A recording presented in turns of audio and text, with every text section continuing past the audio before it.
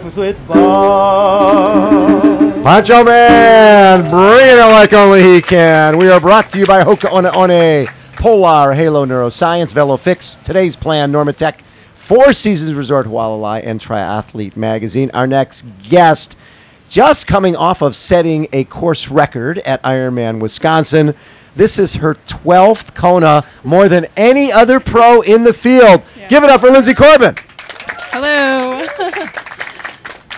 Is that surprising to you? 12th Kona? It seems like yesterday you were here, like 2006 was your first one? Yep. Yeah, so they're definitely starting to add up. Someone actually told me the other day that it's the 40th anniversary, and they said, you realize you've done more than a quarter of all of the Ironman Hawaii. Wow.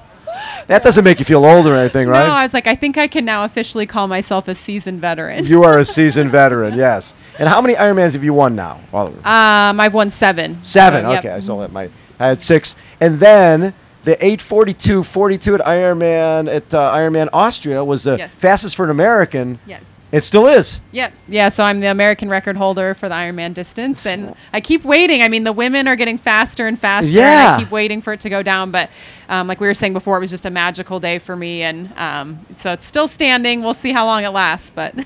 So when you look at the American side of this, we haven't had an American-born woman win here since Karen Smyers in 1995, right? That's a long time. Do you see some... Besides yourself, do you see some talent out there that you're think, okay, I think they could do it? Oh, yeah, definitely. I went from Wisconsin straight to Arizona and trained with Heather Jackson. And so we're neighbors in Bend, and we're good friends. So I'm a Heather Jackson fan. She's a fierce competitor, and just to get a front row seat to how hard she works. And there's just so much. I mean, in the time span I've been racing, I started in 2006 as a pro. The race has gotten the depth and the amount of time. You're not going to see 15 minutes separating, first, second, third. It's going to be, I mean, last year, I think 5 minutes separated 6th through 12th place, which is where I was. Yeah. So there's so many. I mean, Sarah True, Meredith Kessler. I mean, the list can go on and on of women that have the opportunity to win here that are Americans. So go USA. So when you got into... Was that at University of Montana where you first found the sport? Yeah. So I went to University of Montana and was just on the club university tri team. And actually Ben Hoffman and I were on the tri club team together. So Ben and I got our start in triathlon together. That is so cool. And then after that, what made you go pro?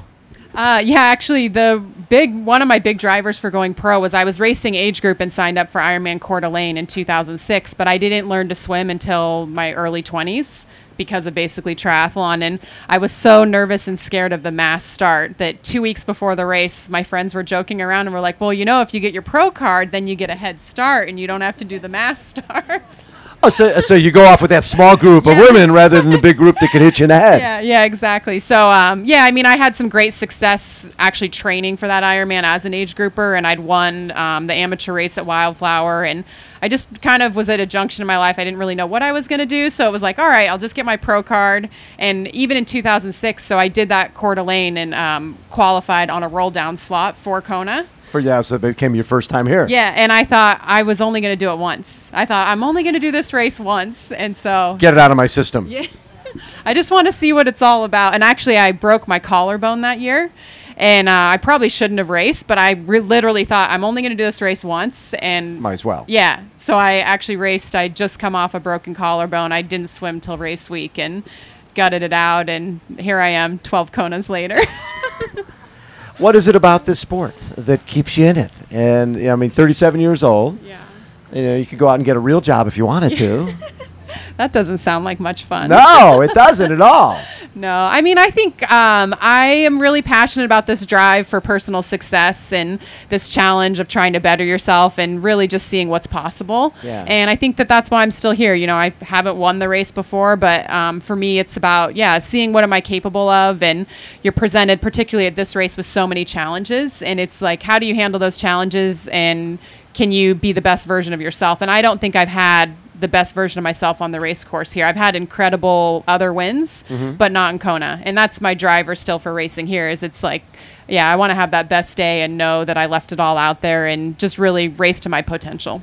So Ironman Canada, Did you win that last year? Yeah, yes. Last year I won Canada. That's pretty cool. Yeah. You know, 36 years old, going off and winning an Ironman, a major Ironman race is pretty cool. Yeah, no, definitely. I mean, I like to race in the mountains and the hard, hilly courses, so I'm definitely drawn to the more challenging Ironmans. I mean, I did do some fast ones as well. I've won Arizona and Austria, but yeah, I just feel at home in the mountains. That's where I live in Bend, so I like those hard, hilly, mountainous ones. Now, Bend has become one of the go-to places for triathletes, right? Yeah. There's Boulder and Tucson. And what is it about Bend? Yeah, I grew up in Bend and left for 15 years to live in Montana. And then actually, Chris and I were out here in Kona in 2013 after the race and had a few Mai Tais. And I said, maybe we should move to Bend. And so we decided to move back. And yeah, I mean, I just feel at home in the mountains. I like it probably more than I would like Boulder because it's a bit more low key. You can just go do your own thing. You know, there's lots of cyclists, lots of swimmers, lots of runners. There is a triathlon community, but just the accessibility to the outdoors and yeah, I just enjoy the scenery and yeah, it's beautiful. What are your goals here? Man, I would love to get back into the top 10 from an outcome perspective. I've been in the top 10, I think, 4 or 5 times here. In the last couple years, I've been in the worst place ever, which is 11th out of the 12th. money and off the stage. Bummer. It's just, I know. And so I would be so pumped to get back into the top 10 from an outcome perspective. But ultimately, I feel I'm in the best I've ever been physically. I'm the best swimming, biking, and running. I feel like I've improved across all 3. And I know everyone says that going into this race, but I truly believe that. And so to race to my potential and just showcase, I've worked really hard this year. I've had no missed training due to injuries or illness or anything. And so to put that hard work and have it showcase out there on Saturday would be a dream day for me. So how have you had to change with age in terms of adapting to, you know, the fact that you can do a lot of the same workouts, but sometimes you need more of a gap in between? I honestly think the biggest thing for me is I feel way more mature. I think early on I was just a bull in a china shop. Like I only knew how to go fast. I didn't know how to recover. I didn't know how to listen to my body. I didn't know how to check my ego at the door.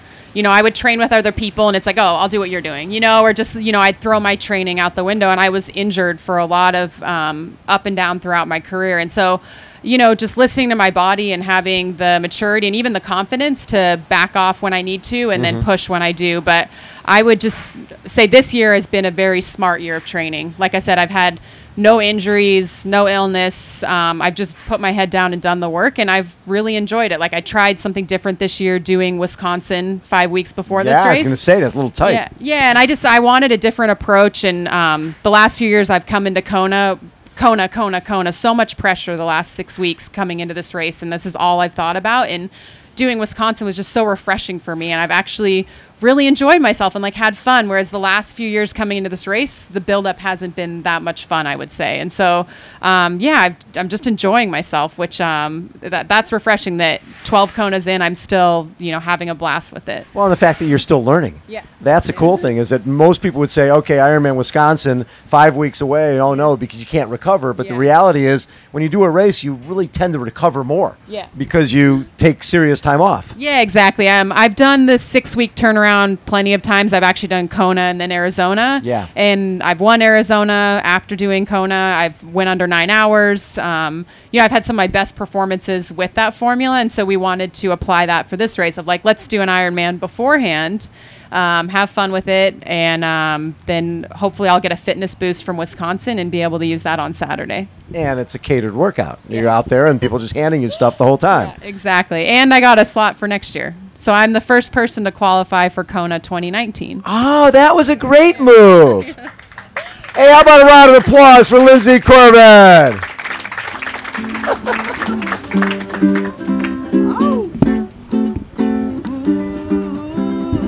Let me take you to the sea and breakfast with Bob. Hi, Joe, man.